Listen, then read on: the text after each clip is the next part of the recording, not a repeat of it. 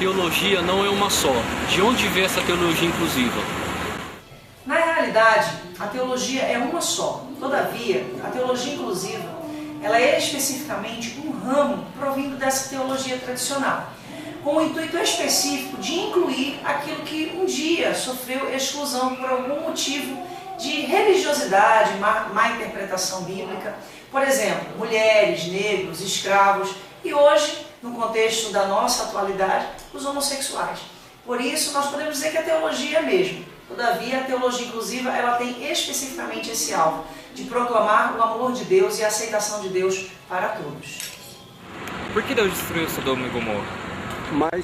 Ao contrário do que muitas pessoas dizem e confirmam, tentando até mesmo usar a Bíblia para afirmar que Deus destruiu Sodoma e Gomorra por causa dos homossexuais que lá havia, nós temos uma ideia completamente diferenciada. E isso, obviamente, com um contexto bíblico e com uma visão teológica da questão. Naquela época, acreditava-se que havia-se uma exigência, ou seja, todos aqueles que eram estrangeiros e passavam por quaisquer cidades, eles deveriam ser bem recebidos. Óbvio que na época de Sodoma e Gomorra, ainda não existia a lei provinda de Deus através de Moisés. Mas já havia, por exemplo, o Código de Hammurabi, que era a exigência dentre eles de que se recebesse bem os estrangeiros. E naquela época, Sodoma e Gomorra eram cidades ricas. E eles acreditavam que muitos dos que vinham até ele era para roubar as suas riquezas. E uma das formas da antiguidade de se sujeitar um homem a uma posição de humilhação era tentá-lo submeter a uma ação sexual, a um ato sexual, aonde ele fosse, no caso, usado, abusado por outro homem. Isso era a forma como os habitantes de Sodoma e Gomorra tentavam hostilizar os estrangeiros. E foi especificamente o que aconteceu quando os anjos chegaram à casa de Ló.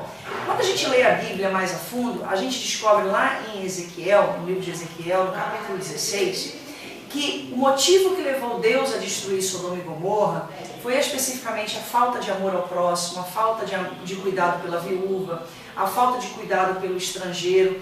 Esses são especificamente os pecados de Sodoma. Se a gente entrar no contexto do que muita gente diz, lá em Juízes capítulo 19, diz que a cidade de Gibeá, que era provinda da tribo de Benjamim, tinha o mesmo costume de tentar fazer com que os homens fossem humilhados, usando-os dessa forma através do sexo. E o que acontece com a cidade de Gibeá, todavia, não é o mesmo que aconteceu com Sodoma e Gomorra. Ou seja, fora de questão de que Deus tenha destruído Sodoma e Gomorra por causa da homossexualidade. A Bíblia fala que os homossexuais não vão para o céu? A passagem bíblica usada para se afirmar que os homossexuais não herdarão o reino dos céus está ali em 1 Coríntios capítulo 6, versículo 10 e Apocalipse capítulo 22, versículo 15. São duas passagens muito semelhantes porque ambas falam daqueles que ficarão de fora do reino dos céus. Todos nós sabemos que o Antigo Testamento foi escrito em hebraico e o Novo Testamento foi escrito no grego. As passagens utilizadas para se falar que os homossexuais não herdarão o reino dos céus, no original não se faz menção à homossexualidade, mas se faz menção ao que se chama de arsenocoital ou malacói, que é o considerado os prostitutos do santuário, ou seja, aquelas pessoas que usavam do sexo dentro de templos pagãos para que aquele ato sexual fosse entregue como uma forma de sacrifício aos deuses pagãos. Obviamente, um ato que Deus condena desde o Antigo Testamento, que era o de se fazer uso desses prostitutos sexuais. Por isso, mais uma vez, a Bíblia foi interpretada erroneamente para se excluir uma classe de pessoas que são os homossexuais. Com certeza, o homossexual que se converte, que entrega a sua vida para Jesus, ele vai para o céu. Como eu posso viver a minha homossexualidade aprovada por Deus? É interessante que muitas pessoas homossexuais especificamente fazem-se a mesma pergunta.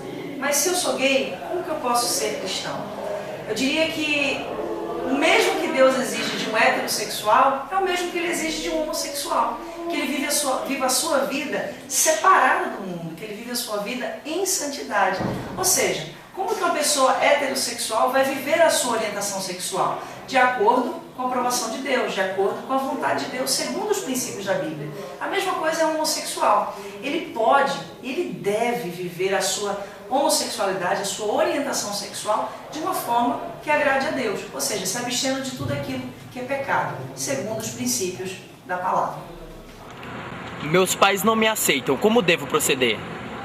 A gente recebe muitas pessoas a nível de gabinete pastoral com essa dúvida. Eu sou gay, meus pais sabem, mas não me aceitam. Então, como eu devo proceder? Primeiro, se você é gay e você mora com os seus pais são os teus sacerdotes. Você primeiro deve a eles respeito.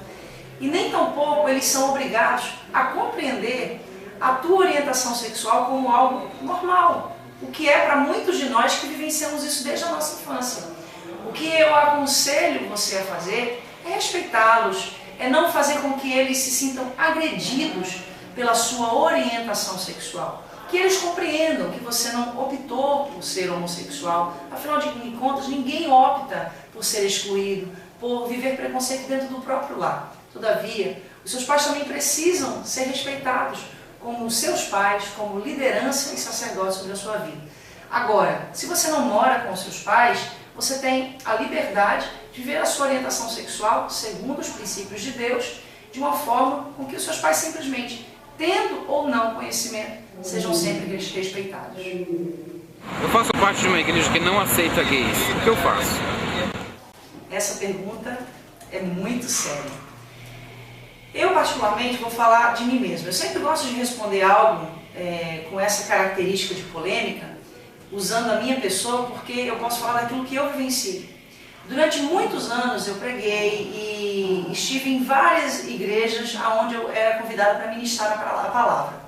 Todavia, eu sempre me incomodava pelo fato das pessoas acreditarem que, como um dia eu falei que eu havia sido transformada ou liberta da homossexualidade, eu sempre trouxe aquele peso de que eu de alguma forma estaria enganando aquelas pessoas, ou que eu não estava usando da verdade com aquelas pessoas.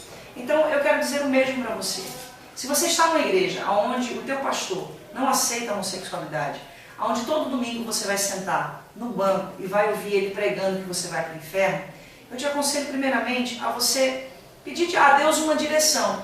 Se você talvez tenha a possibilidade na sua cidade, no seu estado, de ter acesso a uma igreja inclusiva, eu te aconselho a procurar uma igreja inclusiva, onde você vai ser aceito e onde você vai ser bem recebido e amado.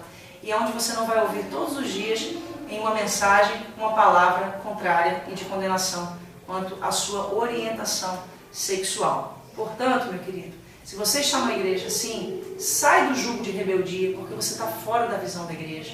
Sai do jugo de rebelião, porque senão você vai atrair maldição para a sua própria vida. Pastor, eu não estou de acordo com a visão da minha igreja, pois lá eles não aceitam gays. Mas eu gosto muito de lá e eu não gostaria de sair. O que eu faço? Bem, se você ainda assim, gostando da igreja, digamos que você esteja há anos nessa igreja, mas a igreja não aceitando a sua orientação sexual, você ainda assim decida continuar lá, eu lhe aconselho como pastor, que você sublime a sua orientação sexual, ou seja, que você decida viver uma vida de celibato. Por quê? Porque aí você não vai estar confrontando aquilo que é ensinado pela sua liderança. Não sou casada, mas moro há muito tempo com a minha companheira. Estou em pecado? Muitas pessoas têm dúvida quanto a essa questão. Eu considero o fato de que há aproximadamente um ano, ou seja, em julho de 2011, nós tivemos a aprovação da união estável, ou seja, foi muito recente. Até então, os casais homossexuais eles tinham que viver sobre o mesmo teto sem a possibilidade de concretizarem essa união mediante as vias legais de fato. Hoje existe essa possibilidade. Então, se você vive há muito tempo com o seu companheiro ou a sua companheira, eu te aconselho, afinal de contas, durante tanto tempo você esteve buscando e pedindo essa possibilidade de poder se unir a ele legalmente, então aproveite. Se a lei te dá essa possibilidade, vá atrás dos seus direitos e se una legalmente com ele. Agora não se esqueça, a Constituição brasileira diz que a partir do momento em que você vive 6 meses debaixo do mesmo teto com uma pessoa, você já é considerado casado. Todavia, querido, Deus respeita a lei dos homens. Eu te aconselho que você se case e que você procure fazer a união estável. Pastora, como deve ser um namoro gay cristão?